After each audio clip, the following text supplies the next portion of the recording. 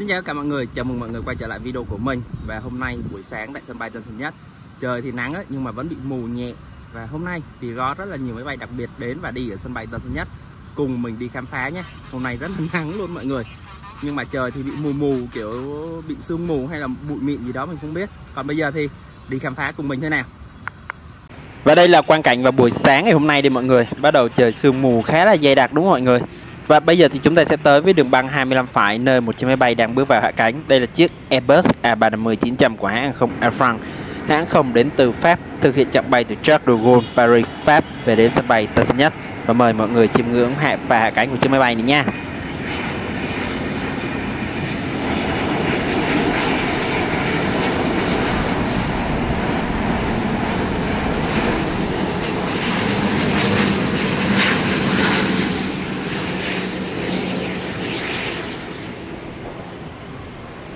Và mọi người thấy không, điều kiện thời tiết sương mù buổi sáng rất là khó chịu luôn á, nó rất là mù trắng xóa luôn. Bây giờ thì chiếc máy bay sẽ hạ cánh xuống đường băng 25 phải, thì chúng ta sẽ quay trở lại với đường băng ngay phía sau thôi. Chúng ta sẽ có một chiếc máy bay khác, chiếc Boeing 747 chở hàng của Cargolux, một hãng hàng không vận tải đến từ một nước ở châu Âu đã tới sân bay Tân Sơn Nhất. Và mọi người biết không, chiếc máy bay này thì là theo như lịch thì tới vào buổi tối cơ, nhưng mà hôm nay tự dưng sau cái đầu giờ sáng này thì chiếc máy bay này đã xuất hiện. Và bây giờ mời mọi người chiêm ngưỡng pha hạ cánh của nữ hoàng bầu trời Boeing 747 xuống sân bay Tân Sơn Nhất.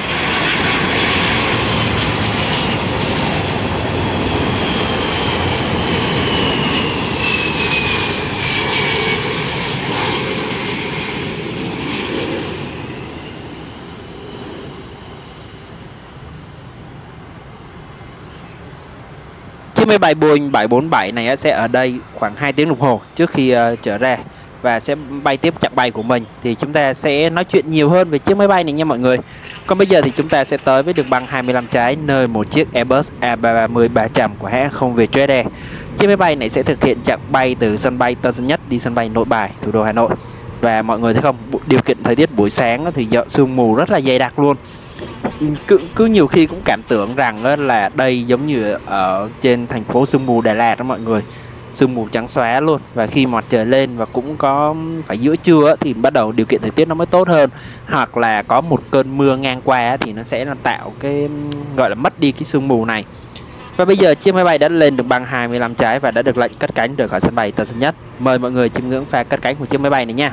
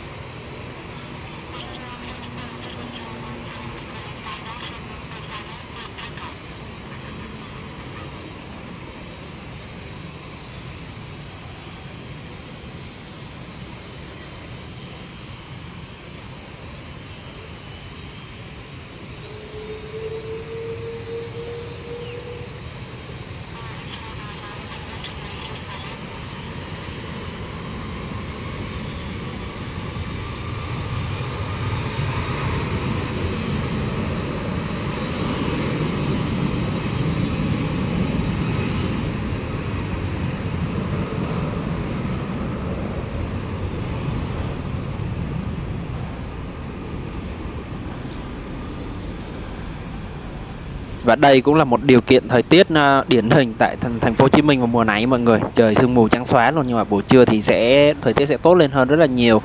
Còn quay trở lại đường băng 25 phải, nơi chúng ta có một chiếc máy bay Gulfstream G650 của hãng không Sun Air. Sun Air và Sun Phú Quốc Airways là cùng chung với tập đoàn Sun Group nha mọi người. Sun Air này là chuyên cho bay thuê bao chuyến phản lực thương gia và chi phí bay rất là cao luôn mọi người. Và mời mọi người chiêm ngưỡng hạ cánh của chiếc máy bay của hãng không Sun Air này nha.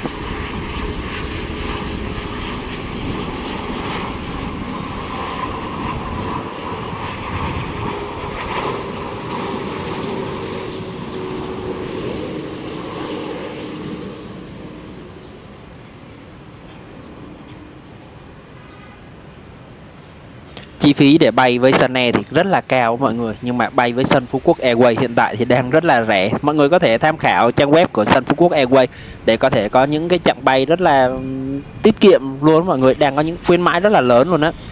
Còn bây giờ quay trở lại với đường băng 25 phải, chúng ta đang có một chiếc Airbus A330-300 về hạ cánh. Hôm nay hãng hàng không Thái Airways lại sử dụng dòng máy bay Airbus A330-300 cho chặng bay từ Bangkok, Thái Lan về đến sân bay Tân Sơn Nhất đó mọi người. Và mời mọi người chiêm ngưỡng phá hạ cánh của chiếc máy bay này nha.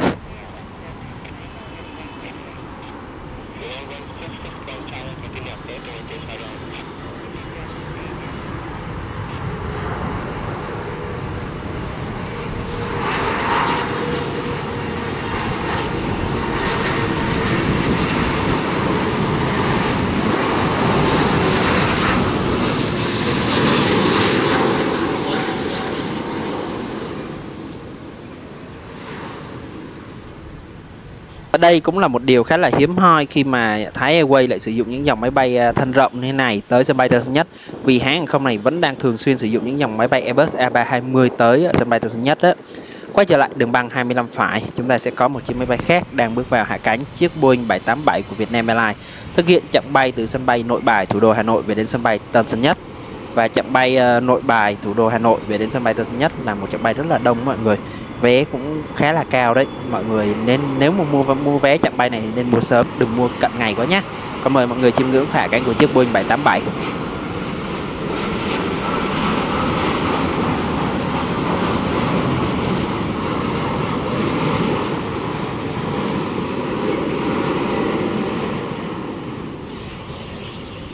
Ngay sau khi chiếc Boeing 787 này hạ cánh xuống đường băng 25 phải thì chúng ta sẽ tới với một chiếc máy bay khác và một hãng hàng không khác luôn, hãng hàng không Starlux.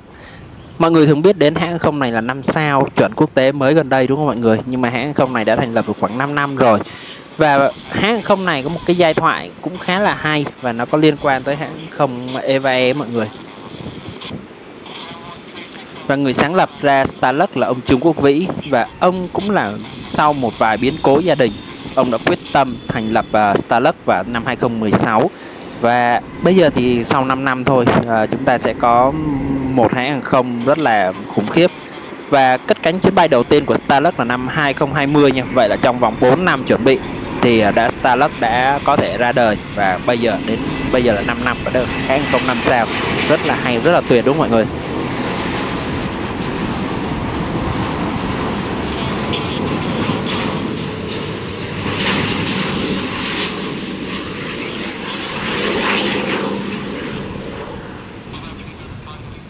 Và hãng hàng không Starlux này nổi bật với rất là nhiều dịch vụ đẳng cấp, và trên chiếc Airbus A350-900 này cũng rất là nhiều thứ đặc biệt đó mọi người. Nhất là cửa sổ thì Airbus A350 là vẫn là kéo tay như bình thường các hãng khác đúng không mọi người, nhưng mà ở đây là điều chỉnh điện tử được luôn á. Còn bây giờ thì ngay phía sau thôi chúng ta sẽ có Boeing 777-300ER của Eva Air, hãng hàng không đến từ Đài Loan cũng đang bước vào hạ cánh. Và Eva Air và Starlux thì nói chung là cũng là có anh em họ, cũng là anh em một nhà đấy, nói chung theo kiểu như vậy. Nhưng mà hãng hàng không này là một trong những hãng hàng không lâu đời và cũng được rất là nhiều người Việt thích thú với hãng hàng không Eva Air này á. Bây giờ mời mọi người chiêm ngưỡng phá cánh chiếc máy bay của Eva Air này xuống đường băng 25 phải nha.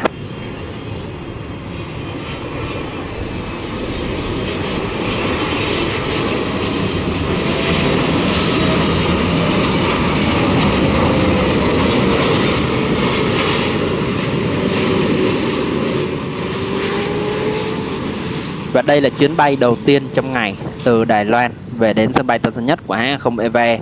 Và buổi trưa sẽ còn một chuyến bay nữa. Và hãng hàng không Eva Air thì có 3 chuyến máy bay một ngày tới sân bay Tân Sơn Nhất mọi người. Một chuyến buổi sáng, một chuyến vào buổi trưa và một chuyến vào buổi tối. Còn đây là Airbus A350-900 của Cathay Pacific đang bước vào hạ cánh tại sân bay Tân Sơn Nhất.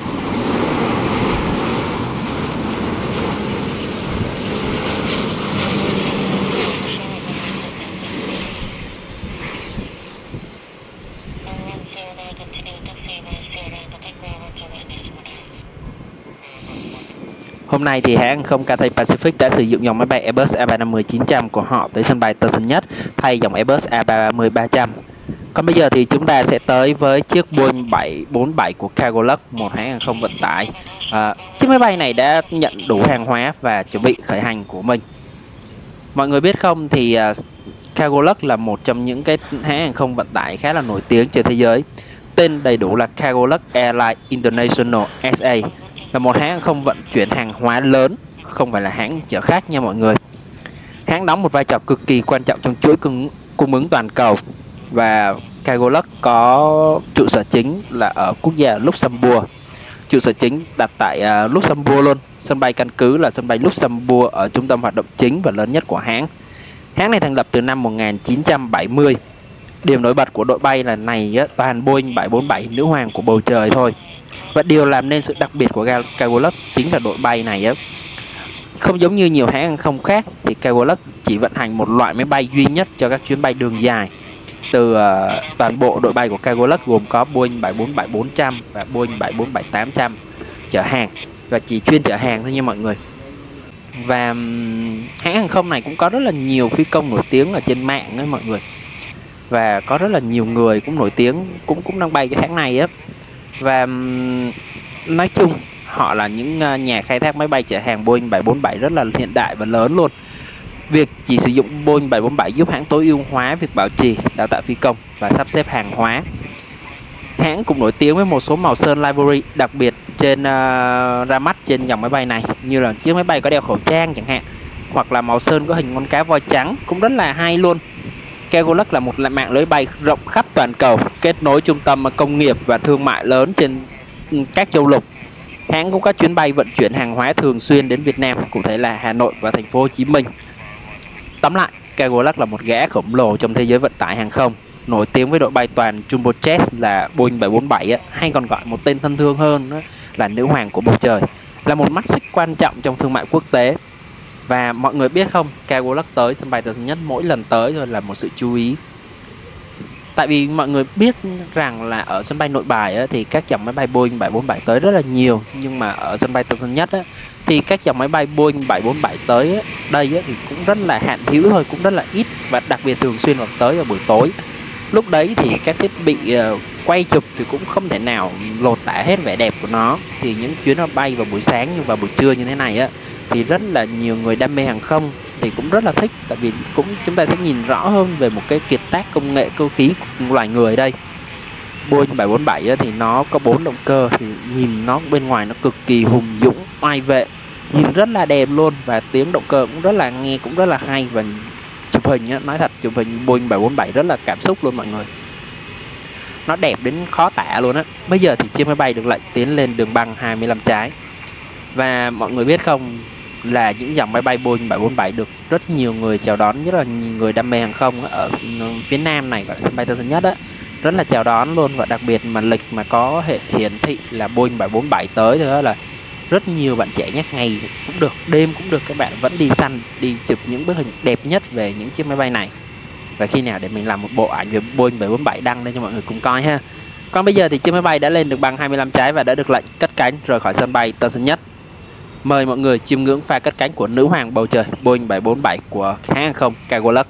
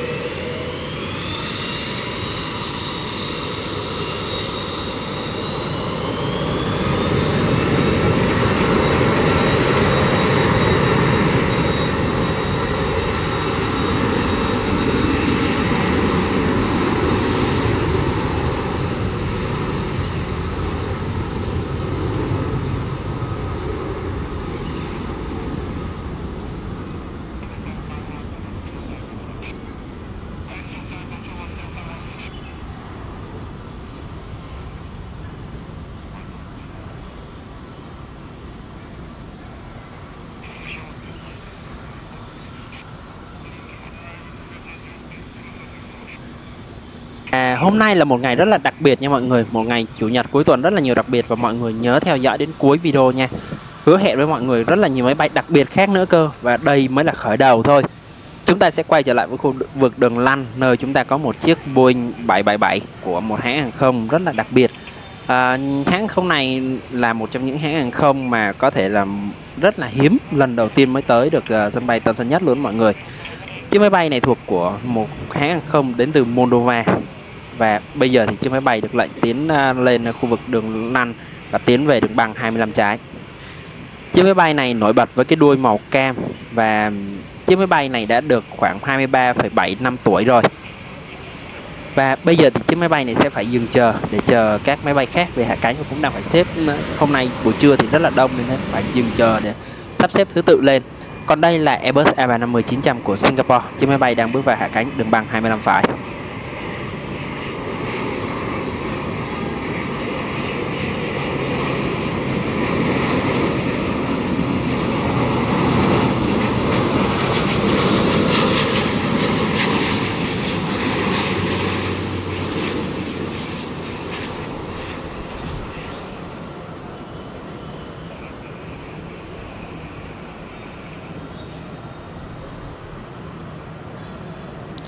Singapore là một hãng hàng không rất là hiện đại thì mọi người cũng biết rồi, nhưng mà giá vé thì không rẻ đâu nhé mọi người.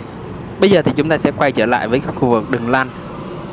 Chúng ta đang thấy rằng là hãng không Air France của Pháp cũng đã được đẩy lui rồi và sẽ đi sau ngay đây. Chúng ta đang thấy các máy bay ở nhà ga T2 có của Thái Airways này, China Airlines luôn, rất là nhiều máy bay khác nữa. Nhà ga T2 thì tầm khoảng 10 giờ đến 12 giờ là rất là đông đúc các hãng không quốc tế tới và đi. Và buổi chiều thì là những cái chuyến bay thì khoảng tầm 3-4 giờ thì cũng rất là đông luôn. Còn đây là Airbus A330-300 của hãng không Vietjet Air với cái sticker Coca-Cola rất là dễ thương của mình trên thân và đang bước vào hạ cánh đường băng 25 phải.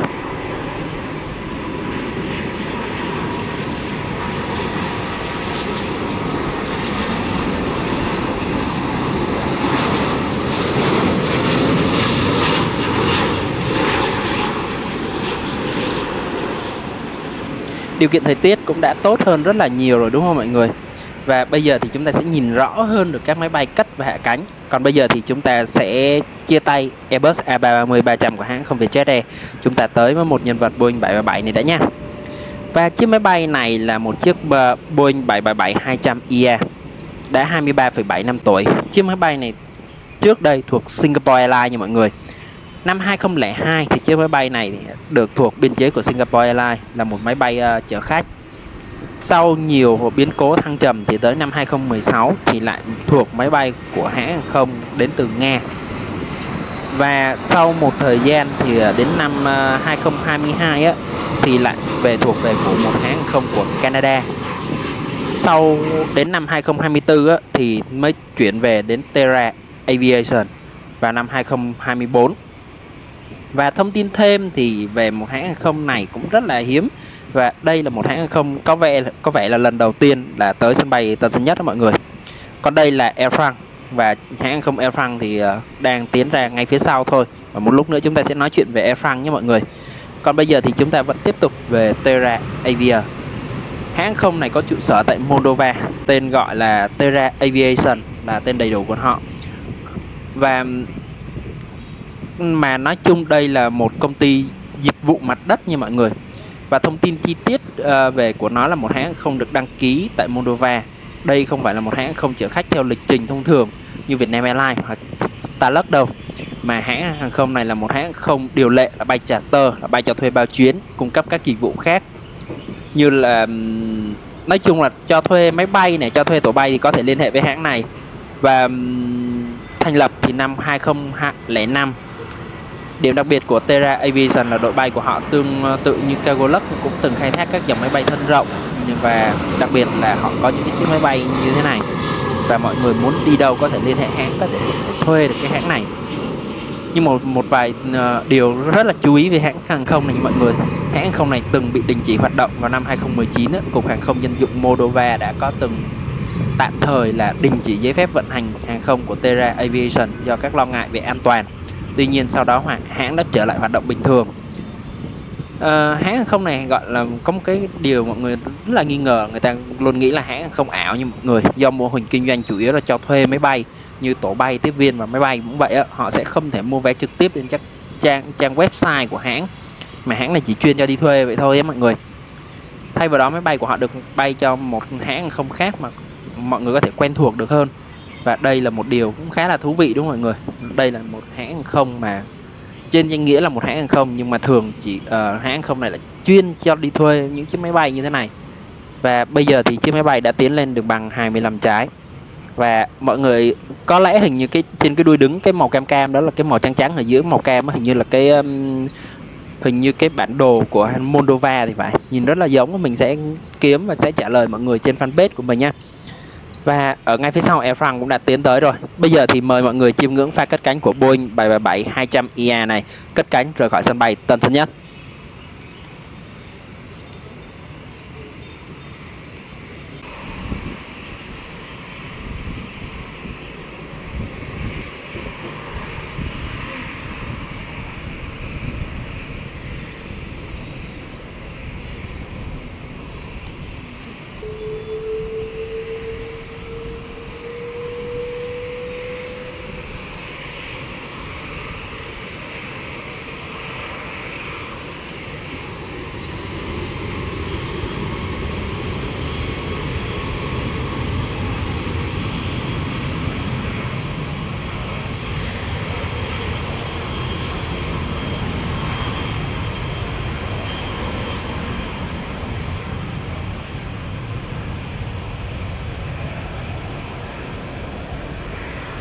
Một hãng hàng không rất là bí ẩn đúng không mọi người, cũng rất là hay ho khi chúng ta biết thêm được một vài hãng hàng không mà họ không có trang web bán vé nhưng mà vẫn có chở khách được, và họ là những bên cho thuê máy bay, tiếp viên kỹ thuật và rất là nhiều thứ khác nữa liên quan về hàng không.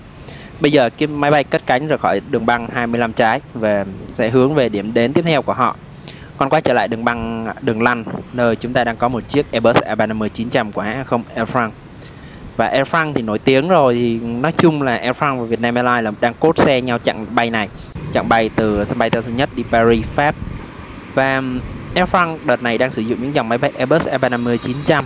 Trước đây thì có rất là nhiều tin đồn thì thay vì sử dụng dòng máy bay Airbus A350 á, thì họ sẽ sử dụng dòng máy bay Boeing 787 cơ. Nhưng mà cuối cùng thì Airbus A350-900 vẫn được lựa chọn. Như vậy thì chặng bay từ Tân Sơn Nhất đi Pháp thì hiện tại thì cả Vietnam Airlines và Air France đều có thể bay trên Airbus A350-900 rất là hiện đại. Mọi người bay chặng này có thể mua vé từ trang web của Vietnam Airlines nhưng mà sẽ bay với Air France như mọi người, và ngược lại từ Air France và chúng ta sẽ được bay với Vietnam Airlines. Nên thế mọi người mua vé chặng này nên nhìn kỹ nhé, là xem hãng khai thác là hãng nào, Vietnam hay là của Air France. Đấy, đây là một điều lưu ý khá là quan trọng mọi người. Vì đây là chặng bay chia sẻ với cốt xe, nó như mình nôm na gọi là chia sẻ với nhau mọi người, nên thế là và hai hãng không này cùng chung liên minh hàng không SkyTeam nữa thì mọi quyền lợi dịch vụ thì cũng như nhau cả thôi. Bây giờ thì Air France được lệnh cất cánh rời khỏi sân bay Tân Sơn Nhất hướng về sân bay Charles de Gaulle, Paris, Pháp.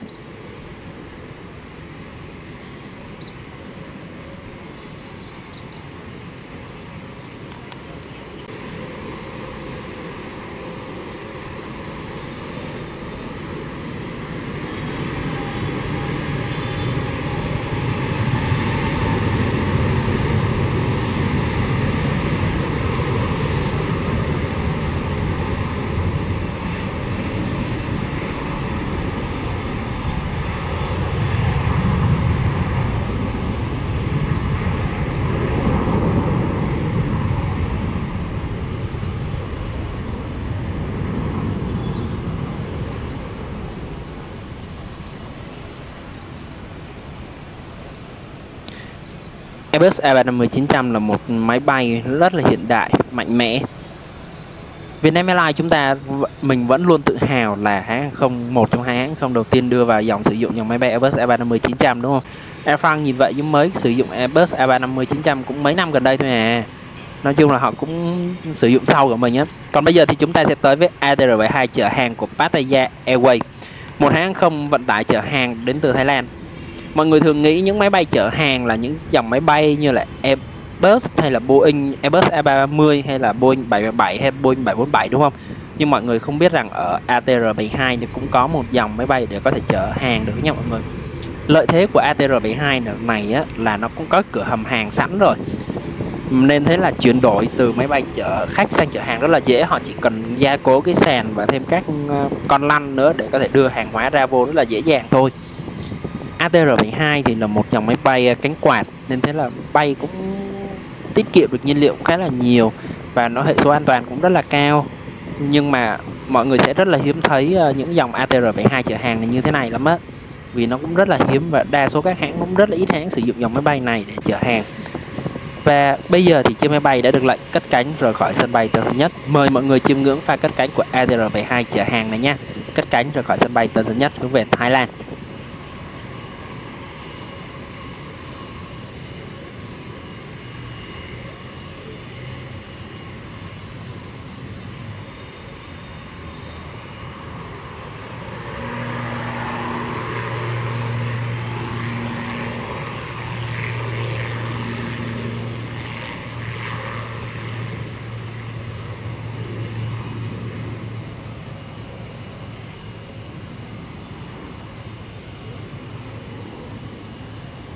Và đó là những chiếc máy bay nổi bật vào buổi đầu giờ sáng đến buổi trưa đây. Mọi người đừng vội tắt video nha, và chúng ta sẽ chuyển nghỉ ngơi một xíu và chúng ta sẽ chuyển về buổi chiều, nơi cũng có rất là nhiều máy bay đặc biệt, kể cả máy bay quân sự nha mọi người.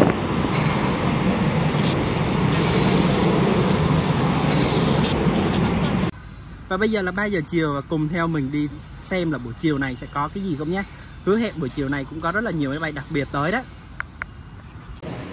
Sau cơn mưa thì chúng ta sẽ tới với ATR-72-600 của Air Cambodia. Chiếc máy bay đang bước vào hạ cánh tại sân bay Tân Sơn Nhất.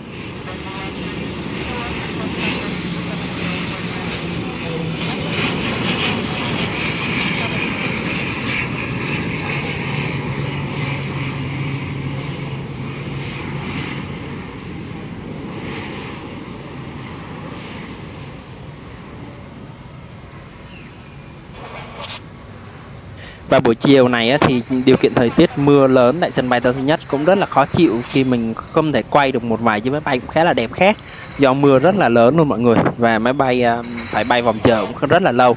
Còn đây là chiếc Boeing 747 của hãng không Atlas Air. Và hôm nay đầu giờ sáng chúng ta đã có một chiếc Calculus đúng không? Và buổi chiều thì chúng ta sẽ có Boeing 747 của Atlas Air cũng đang bước vào hạ cánh.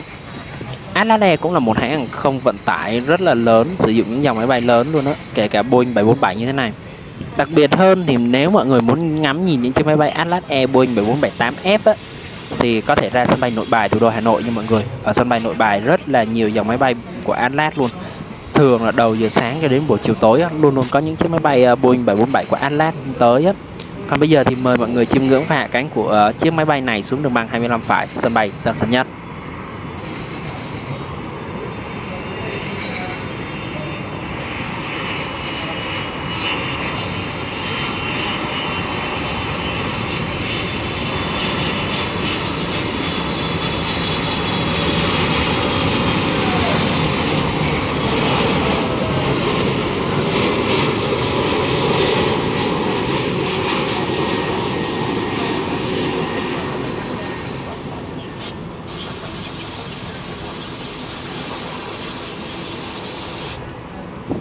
Mọi người thấy không, điều kiện thời tiết mưa ở phía xa kia vẫn đang còn mưa mọi người, ở chỗ mình đang đứng là hết mưa rồi đấy.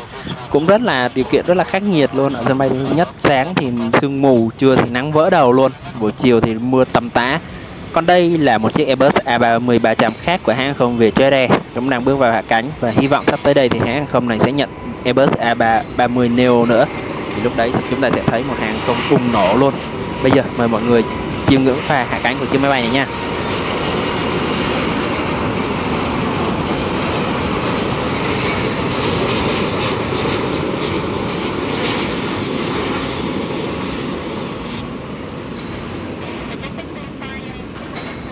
Và thực sự thì Vietjet Air cũng đang là một trong những hãng không có lượng đơn đặt hàng tại Airbus rất là cao luôn mọi người. Từ Airbus A310 đến Airbus A321 rất là nhiều luôn. Còn bây giờ thì chúng ta sẽ tiếp tục với khu vực đường băng 25 phải, nơi một chiếc máy bay khác đang bước vào hạ cánh. Chiếc Boeing 737-900 của hãng không Bamboo Airways thực hiện chặng bay từ sân bay Liên Khương, Đà Lạt về đến sân bay Tân Sơn Nhất. Và đây là điều khá là đặc biệt đúng không mọi người? Rất là hiếm khi chiếc máy bay này thực hiện chặng bay như thế này cả.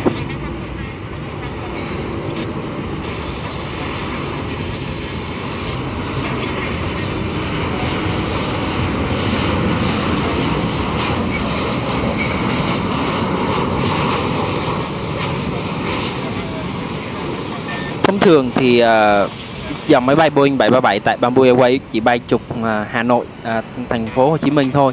Nhưng hôm nay lại thực hiện chặng bay từ thành phố Hồ Chí Minh đi Liên Khương và ngược lại. Đây là một điều khá là thú vị luôn đúng không mọi người? Còn bây giờ chúng ta sẽ quay trở lại với đường băng 25 phải, nơi một chiếc máy bay khác cũng đang bước vào hạ cánh. Chiếc Gulfstream này thực hiện chặng bay từ Phú Quốc về đến sân bay Tân Sơn Nhất, và chiếc máy bay này mang mã của nước ngoài và bắt đầu bằng chữ N. Thì thường mọi người để ý những cái máy bay này bắt đầu bằng chữ N đầu tiên đó là thường là xuất phát từ Mỹ, là được cấp phép là tại Mỹ, mang số đăng bạ tại Mỹ. Và bây giờ mời mọi người chiêm ngưỡng pha hạ cánh của chiếc Gulfstream G700 này nha, xuống đường băng 25 phải sân bay Tân Sơn Nhất.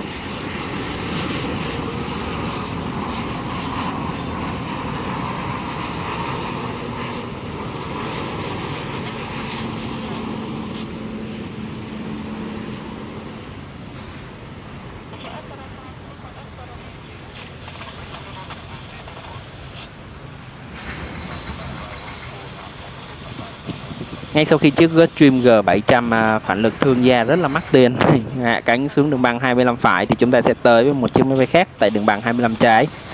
Chúng ta đang có một chiếc Airbus A330-300 của hãng không Philippines Airlines. Hãng không thực hiện chặng bay từ sân bay Tân Sơn Nhất đi Manila, Philippines, và từ Manila, Philippines có thể đi Hoa Kỳ, đi Úc cũng được. Và rất là nhiều chuyến bay rất là đặc biệt, chẳng hạn như là những chuyến bay mà sử dụng dòng máy bay Boeing 737 á, mà tới và đi ở sân bay Tân Sơn Nhất của hãng không Philippines Airlines này á. Thường mà chuyến bay vào buổi chiều như thế này á, thì khi mà cất cánh từ Tân Sơn Nhất tới Manila thì chính chiếc đấy sẽ buổi tối sẽ thực hiện Manila đi Los Angeles luôn mọi người. Thông tin mọi người có thể kiểm tra thử. Đó, nên thế là mọi người có thể, nếu mà muốn đi Mỹ á, thì cũng có thể nghiên cứu Philippines Airlines, nếu mà bay nối chuyến được cũng thử xem như thế nào, cũng khá là đặc biệt đấy. Và bây giờ chiếc máy bay được lệnh tiến lên đường băng 25 trái và sẽ phải dừng chờ để chờ một chiếc máy bay khác về hạ cánh. Và mọi người biết không, chiếc máy bay đang bước vào hạ cánh ở sân bay Tân Sơn Nhất là một chiếc máy bay rất là bình thường, cũng rất là đẹp đó mọi người. Chiếc Airbus A321 này, chiếc Airbus A320 của hãng không AirAsia với màu sơn quảng cáo của năm du lịch 2026 tại Malaysia, rất là đẹp, rất là dễ thương luôn mọi người. Không ngờ là hãng không AirAsia này có rất là nhiều cái hình dáng, hình vẽ trên máy bay rất là đẹp luôn á. Bây giờ chiếc máy bay hạ cánh xuống đường băng 25 phải.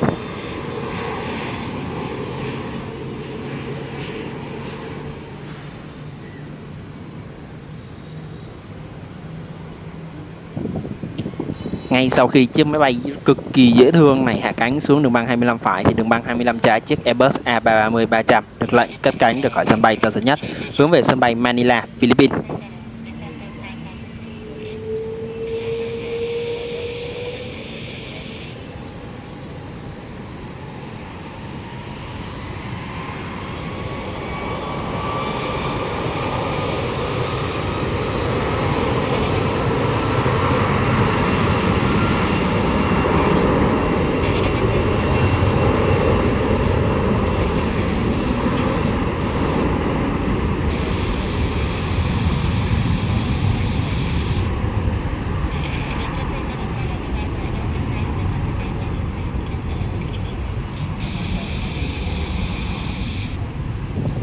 Ngay sau khi chiếc Airbus A330-300 này cất cánh rời khỏi sân bay Tân Sơn Nhất thì sân bay Tân Sơn Nhất đã có một trận mưa rất là lớn, và các máy bay đã phải bay lên và bay vòng chờ rất là nhiều luôn.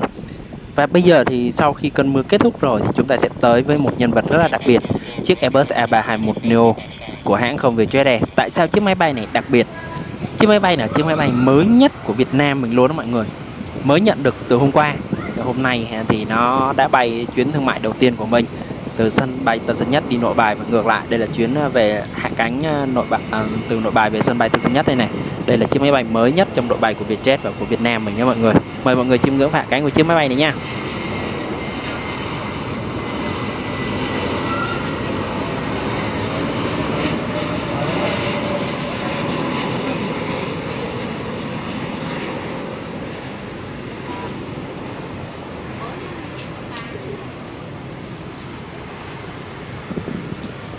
Đây, đó là chiếc máy bay rất là mới luôn, mới tinh, mới keng xà beng luôn đó mọi người.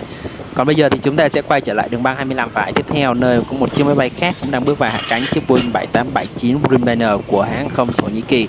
Chiếc máy bay thực hiện chặng bay từ Istanbul, Thổ Nhĩ Kỳ về đến sân bay Tân Sơn Nhất.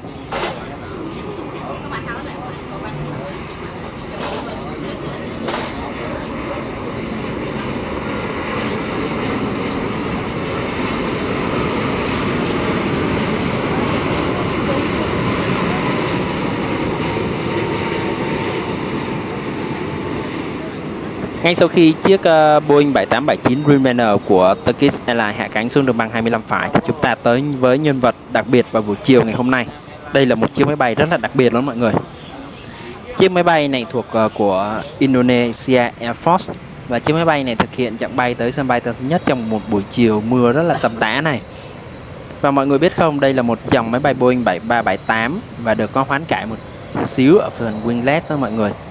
Và chiếc máy bay này thực hiện chặng bay từ một cái sân bay của hình như là của Indonesia, mình nhớ không nhầm nhé, về đến sân bay Tân Sơn Nhất. Và chiếc máy bay này đã phải chậm mất 2 tiếng đồng hồ theo như lịch của cảng hàng không sân bay Tân Sơn Nhất thông báo. Và bây giờ thì chiếc máy bay này thì đang bước vào hạ cánh tại sân bay Tân Sơn Nhất xuống đường băng 25 phải. Và ngay sau khi chiếc máy bay này hạ cánh thì mình sẽ cung cấp thêm mọi người vài thông tin về chiếc máy bay này nhé. Chiếc máy bay này rất là hay luôn mọi người. Và mọi người nhớ để ý cái phần đầu cánh của nó nhé. Nếu mọi người nhìn lướt qua thì dễ bị nhầm với dòng máy bay Boeing 737 Max 8 ấy mọi người. Và mời mọi người chiêm ngưỡng hạ cánh của chiếc máy bay này.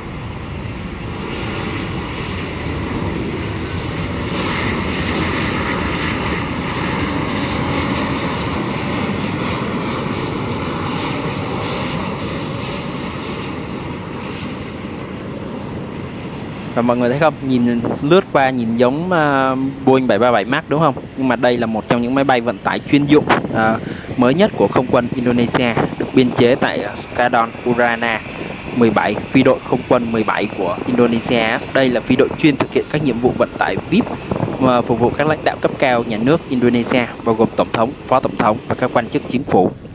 Đây là một loại máy bay Boeing 7378 thuộc dòng máy bay Boeing 737-800 Next Generation, nhưng mà có cải tiến về phần wing tip là cái phần mút đầu cánh mọi người. Và nó thuộc phi đội thứ 17, căn cứ tại sân bay là Halim Perdanakusuma ở Jakarta. Nó vận tải là chuyên và vận tải VIP thôi.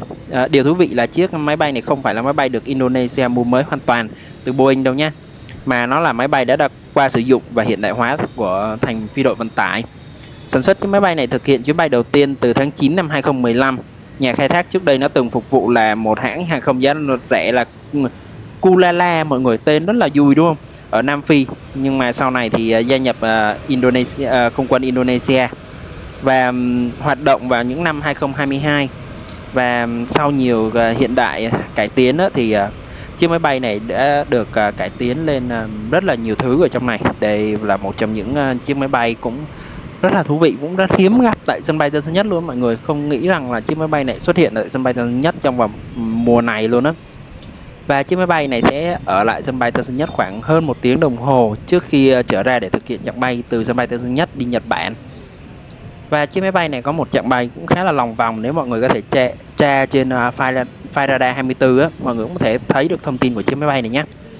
Và video hôm nay đến đây là kết thúc rồi. Cũng cảm ơn mọi người đã quan tâm, theo dõi, động viên chúng mình rất là nhiều. Và chúng mình cũng rất là biết ơn mọi người. Và mọi người góp ý cứ để lại dưới phần bình luận cho chúng mình biết với nhé. Còn bây giờ thì chúng mình xin chào và hẹn gặp lại mọi người ở những video tiếp theo. Và hãy nhớ rằng cứ bình luận thoải mái vào. Chúng mình không sao cả, mọi người cứ góp ý bình thường thôi. Có sai sót thì mọi người cứ góp ý nhá, để mà bọn mình có thể cải thiện tốt hơn. Còn bây giờ xin chào và hẹn gặp lại.